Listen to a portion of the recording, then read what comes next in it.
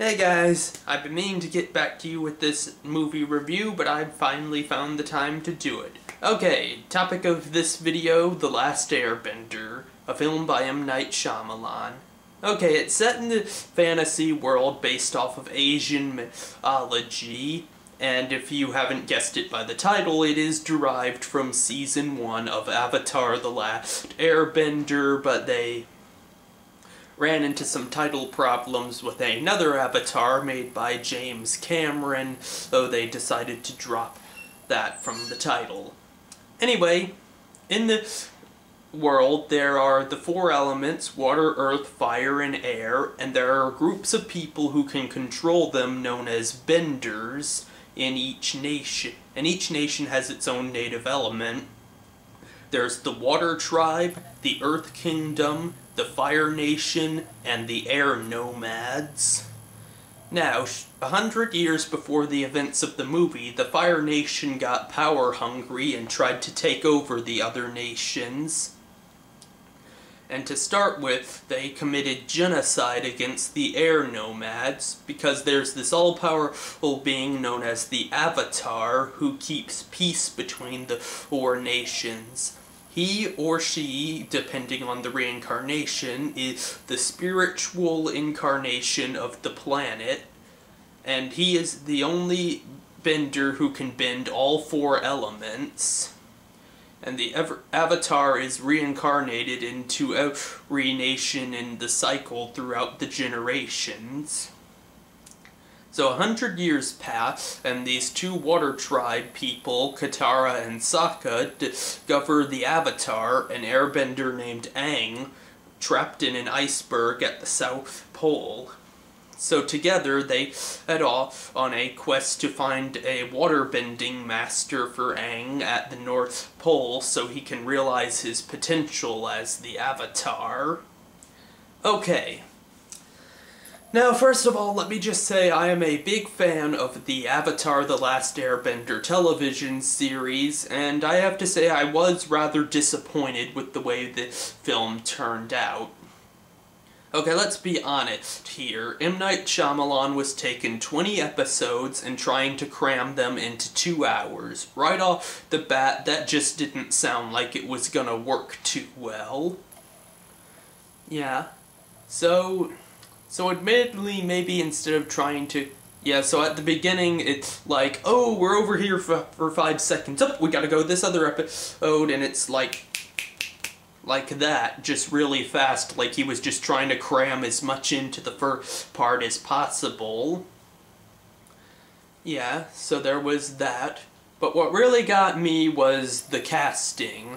Like I said, it's set in a world based off of Asian mythology and culture, but the people who inhabit it are white people. Well, that's not entirely true. The Fire Nation was dark-skinned people.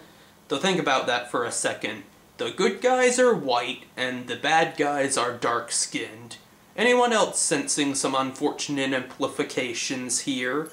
And what makes this really ironic is that M. Night Shyamalan himself is of Indian ancestry, and the Indian people are generally held to be a rather dark-skinned people. So I was rather questioning the casting choice. Yeah, though he tried to cover that up by going, oh no, the people in the background are Asian. But here's the thing, we don't care about the people in the background so much as we care about the people who get the majority of the screen time, who, for Aang, Katara, and Sokka, happen to be recast as white people, and in the case of Zuko and Iroh, Zuko is an Indian. He's played by the guy who played the guy in Slumdog Millionaire, Dave Patel. And Uncle Iroh, at first I thought he was Spanish, but apparently the actor who plays him is Iranian. And on another note, Uncle Iroh is skinny, and he didn't even make any tea jokes. Okay. So like I said, he completely screwed up on the casting. I'm not quite sure what the logic was there, or if there was any logic at all involved. Though this has caused some people to suggest that M. Night Shyamalan is a traitor to the Asian people, and that he is a coconut. Brown on the outside, white on the inside. And okay. So, obviously, the casting sucked, and as far as physical appearances, Zuko, I couldn't even see the scar he had, which might have been due to his darker skin or something, so maybe it blended in, I don't know. Aang, his tattoos were way too light. Instead of being blue arrows like they are in the cartoon, they were black little arrows made up of little smaller tattoos. And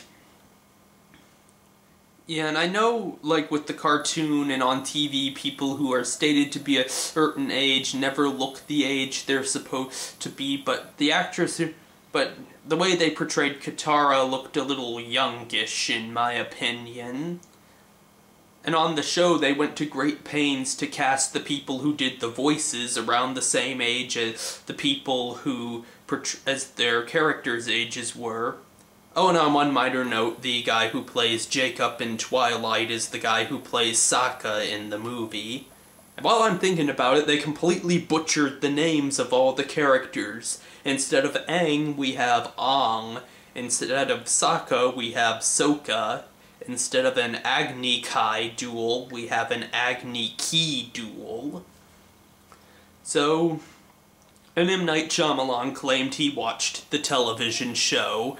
Well, obviously he didn't pay too close attention, if that's the case. Oh, let's see. Plot-wise, I think maybe instead of trying to cram all the episodes in there, that maybe they should have, I don't know, given it a original plot, maybe set it in the same world, but maybe an alternate continuum, you know? And let's see what else was there. Though I have to say, the visual effects were very stunning. I mean, I could just stare at those places all day. Though on one minor note, when they trap the Earthbenders, instead of doing it on an oil rig like on the show, they do it in a quarry full of earth. Again, what was the logic on that one? They could have easily fought back. I mean, even with their spirits down. Plus, in the show, one of the reasons they didn't fight back and their spirits were down was that they lacked earth with which to arm themselves. Oh, and I've heard rumors going around that actual Asians tried out for the film, but Shyamalan turned them down because the white actors had better pay. Again, unfortunate implications on Shyamalan's part. And even though I liked the parts with Aang in the spirit world with the dragon, I would have really kind of preferred if Roku had been there. He was the avatar before Aang, you know, like in the television show. So all in all, stunning visual effects, lacking plot, bad casting, completely butchered the first season of the television show. Oh, please don't let him make a sequel like he hopes to. So that's my review of The Last Airbender, and leave a comment telling me what you think about it, and that's pretty much it.